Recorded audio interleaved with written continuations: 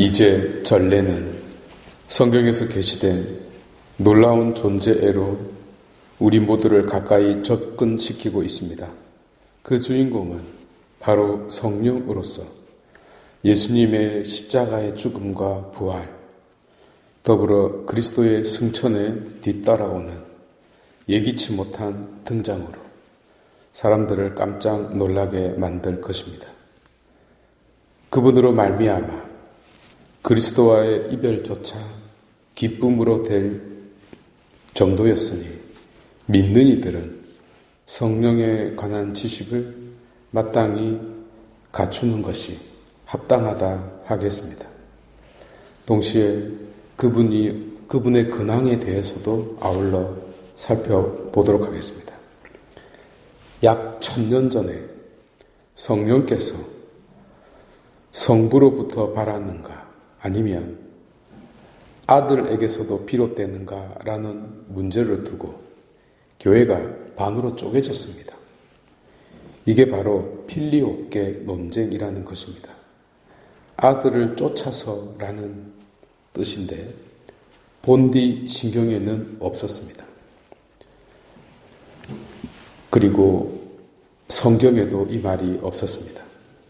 그래서 동방교회는 이를 받아들일 수 없었던 것입니다.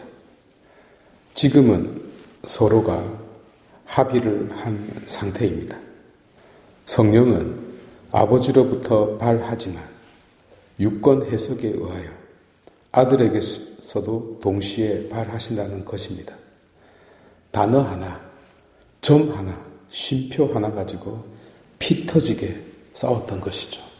그만큼 신앙의 진리와 유산은 중요했던 것입니다. 어쨌든 성령이 아들과 깊은 연관이 있다는 것은 두말할 필요가 없습니다. 그래서 교회는 성경에 터하여 또 계시를 권위적으로 해석하여 몇 가지 중요한 핵심적 내용을 가르칠 수 있게 되었습니다. 예컨대 그분은 어디에 살고 계시는가? 그 주소지가 어디인가? 아버지 안에 살고 있고 아들 안에 살고 계시고 결정적으로 믿는 이들 안에 살고 계십니다. 그렇다면 그분은 누구일까요? 하느님과 호모우시오스, 하느님과 본질이 같은 분입니다. 제일 중요한 말이죠. 제2의 위격입니다. 그래서 천지 창조로부터 그리스도의 육화 사건에 결정적으로 관여했을 뿐만 아니라 구원 사업에 이르기까지 공동으로 참여한 숨은 공로자입니다. 시간을 거슬러 가보자면 구약에서도 이 존재의 흔적을 엿볼 수 있습니다. 불의 모양, 비둘기 모양, 혹은 바람, 숨결 등등으로 여러 가지 모습으로 현현하셨습니다. 그러나 그리스도의 계시로서 명확해졌는데요. 무엇보다 성령은 방금 말씀드렸던 아버지 안에, 아들 안에, 그리고 믿음의 공동체 안에 살고 계시는 영입니다. 이 영은 울타리 없는 방만한 영인 것 같지만 그 목적이 명확히 제한된 영입니다. 신자들을 믿음으로 이끌고 그 마음을 기쁨으로 채우고 오늘 복음 말씀처럼 진리를 깨우치게 해줍니다.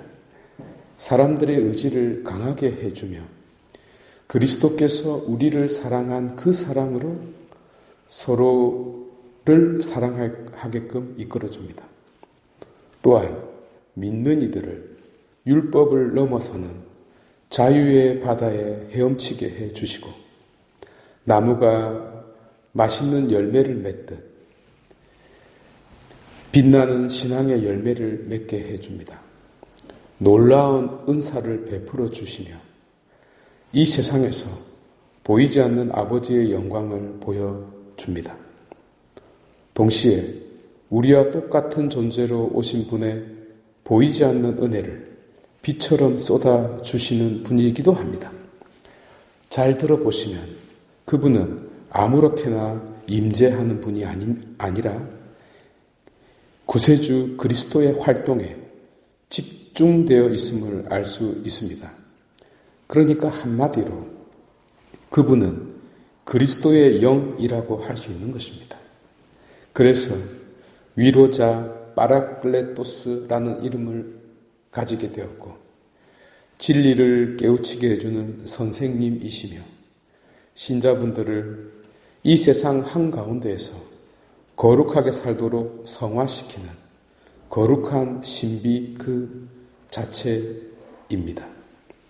마음과 정신과 의지를 기쁨으로 채우고 자유로 채우고 평화로 채우고 영원으로 충만케 해주는 영입니다. 그러나 안타깝게도 오늘날 성령의 활동은 거의 보이지 않는 듯합니다. 이유는 이 시대가 신부님들의 시대이기 때문입니다. 본당에 제1사목자가 있는데 족보도 없는 영이 아무렇게나 설치면 안 되겠죠. 바로 이것이 교회 역사의 슬픔이고 오늘날 사목의 한계입니다. 성도분들에게는 불행이 되겠고 사목자들에게는 컴플렉스이며 교계 제도에는 아킬레스의 근이 아니라 할 수 없습니다. 따라서 예전이나 지금이나 교회 공동체에는 아쉬움일 수밖에 없고 그림의 떡이자 저 먼 산에 걸려있는 무지개와 다를 바 없습니다. 결국 양산장에 가서 찾아야 하는 물건에 불과하고 설사 구입했다 하더라도 남몰래 집에서 혼자 사용해야만 합니다. 소박 맞은 어미라고나 할까요? 아니면 월세방에서 눈치 보고 사는 세입자라고나 할까요? 교회 어디에도 그분이 발 디딜 곳은 없으며 숨소리 낼 공간조차 없어 보입니다. 그러니 이 불쌍한 하느님, 집 밖에도 못 나오는 이 불쌍한 하느님을 우리 지세포 성도 여러분들께서 잘 챙겨주시기를 바랍니다. 여러분들의 마음속에 조용하게, 은밀하게 그분이 임하실 수 있는 자리를 마련해 주는 것이 우리들의 도리가 아닌가 싶습니다. 그러면 봉헌하도록 하겠습니다.